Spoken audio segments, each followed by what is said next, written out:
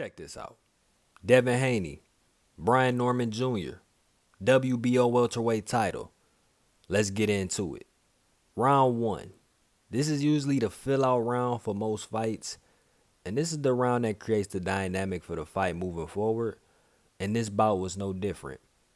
It was methodical and pokey, which is the type of fight that favors Haney. Haney didn't throw much this round. He wasn't moving as much as he did in the Ramirez fight, staying solid in the mid-range and retreating to the long range when necessary. Norman used his jab, some solid, the rest probing, which Norman Sr. talked to him about after the round. We'll get to that in a few. Norman had a few opportunities where he had Haney on or close to the ropes, and one or two things happened. Either Haney will pick his spot to clinch and do so successfully, or Norman will miscalculate his distance and smother his own offense into a clinch, which will become the story of this fight. This round is also where Norman threw his first of many Joe Frazier hooks. Out of all of them, this was the best looking one. I gave round 1 to Norman, but it was close. Despite Haney not throwing much, he landed more clear punches. Norman Jr. did manage to make Haney head snap back on a jab, which sealed the round for him. The strategy for Norman Jr. to come out and box Haney was interesting to me, considering the fact that Norman Jr. is not as skilled as Haney in that department. Now, in Norman Jr.'s corner, Norman Sr. told Jr. to extend on his jab and not throw the probing jab. I agree with him up until the end because for whatever reason, Senior says that Haney doesn't hit hard. He doesn't counterpunch, and he should take the fight to Haney. This advice is garbage. I don't care if he was in the ring with Vern Troyer. As the trainer, you're not in there with that man. And you don't know how hard he hit. It's useless advice, especially after the first round. Like, you can't even tell if the man got pop or not on his punches. As far as counterpunching, I don't know if that pillar obscured his vision, but Haney threw a loaded up counter 3 in that same round. Regardless of that though, the film would show that Haney does counterpunch. Now, is he on the level of counterpunching amongst the likes of a Terrence Crawford or a Floyd Mayweather? No. But he has that in his bag as well as punching power. Which brings us to round 2. Norman started off fast with his jab, then proceeded to throw his second Joe Frazier hook. I slowly began to question the strategy from Norman's corner to box Haney. Norman throw a few more jabs and another Joe Frazier hook, but this time Haney catches the punch on his elbow and lands a counter 3. So much for him not being a counter puncher, right? Whatever aggression Norman Jr. had began to dwindle after that, and if he didn't have the mindset to box before, he's definitely looking to box now. As the round continued, Haney and Norman traded hooks, but Haney's hook landed more flush, causing one of Norman's legs to shake like a scripper. Haney then followed up with a 3-4 combo, and Norman Jr. had to take a knee. He doesn't counterpunch, they say. He doesn't have power, they say. Just take the fight to him, they say. The crowd was trash for this knockdown. This fight definitely should have took place in the States because the atmosphere for this was weak. It would have been much better if this fight happened somewhere in the States. It could have been anywhere. It could have been in Bumblefuck, Iowa, and it would have been a much better atmosphere than out here. Haney could have ended the fight in the second round if he threw an uppercut or so when he had Norman on the ropes. He also did too much head hunting. Norman managed to survive and Haney dominates round 2. What advice does Norman Sr. gives to Norman Jr. after this turbulent round? What you think he been trying to do since the opening bell? The Macarena?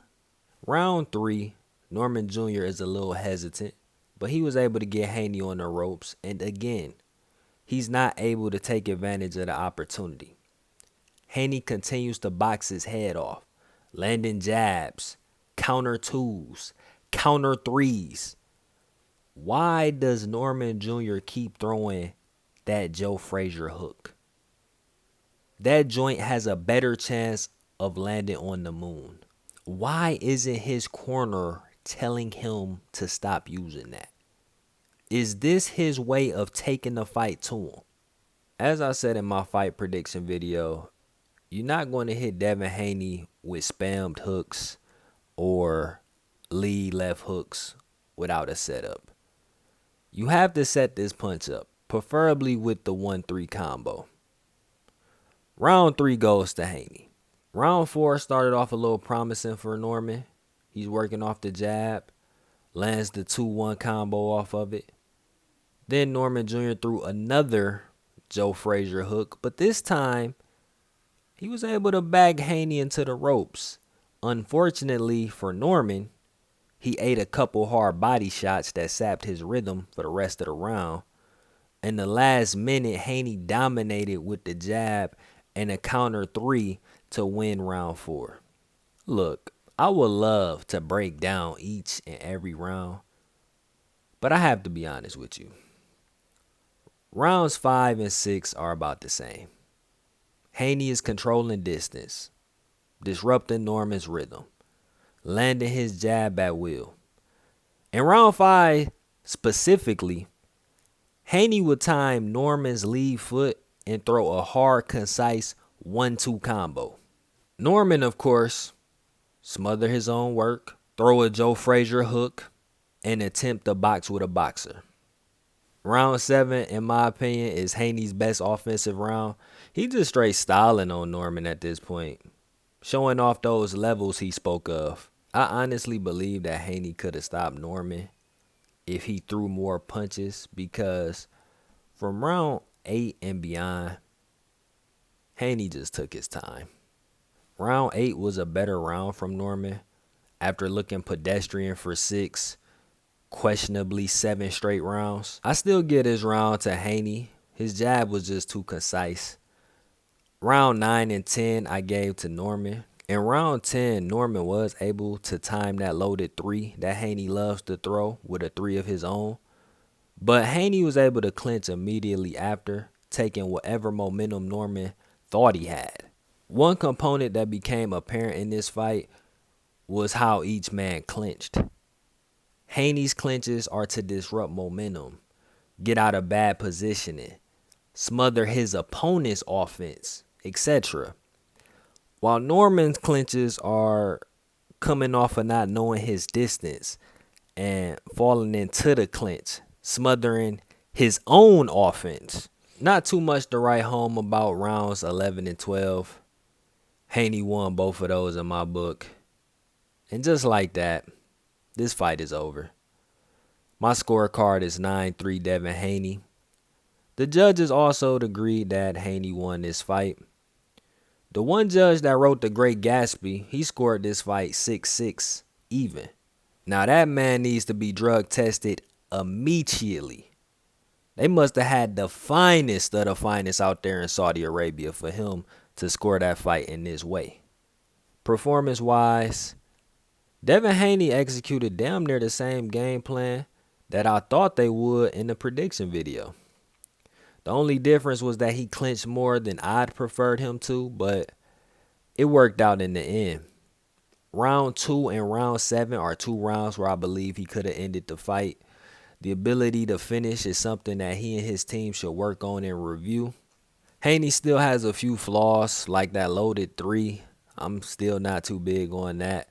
There were a few moments where he clinched with his head down to the canvas. So it's still a few things he need to work on, but nonetheless, the grade that I give him for this fight is a B. As for Norman Jr., talk about not executing the game plan. I don't understand the logic behind Norman Jr. trying to box with Devin Haney. I blame all of this on Brian Norman Sr. because this cat has been doing all these interviews saying he has the game plan to beat Devin, that Devin has certain flaws that his team hadn't fixed, when in reality, your own son hadn't improved on flaws from his previous fights.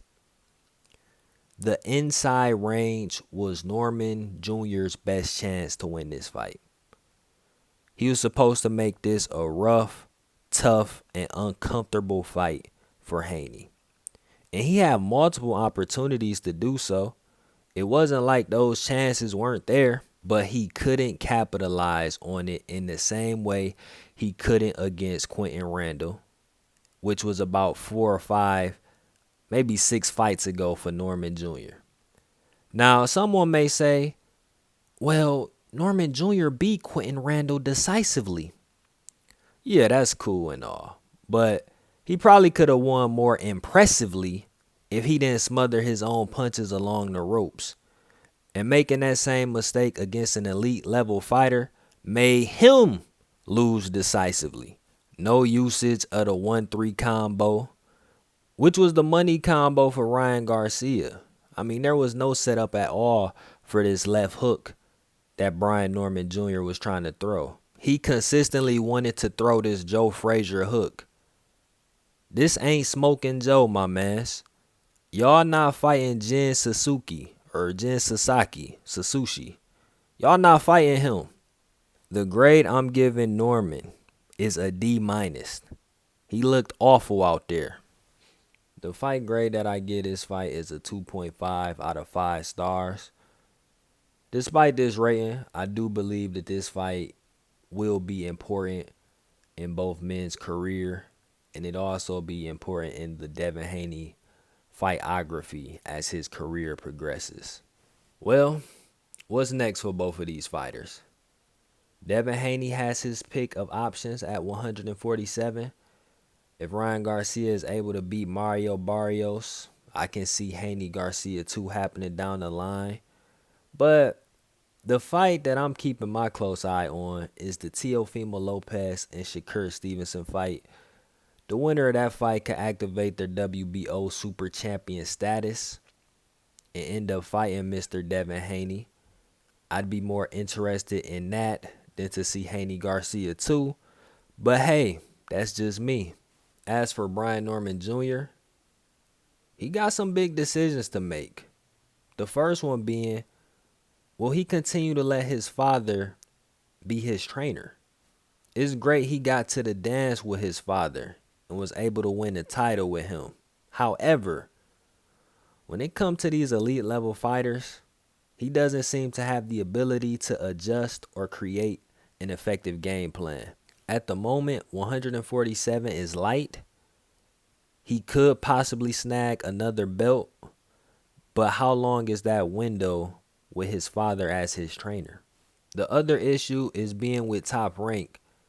Top Rank has a long history of holding back fighters from becoming as big of a star that they possibly could be. Hopefully, Norman Jr. and his team has an exit plan ready to leave Top Rank, because he has potential to be a name in this sport. But Top Rank isn't the place where he could fully capitalize on that. Kudos to both of these cats for making this fight happen. Devin Haney should get full credit for this win. And congratulations to one Mr. Devin the Dream Haney on becoming the WBO welterweight champion. Until next time, do the science.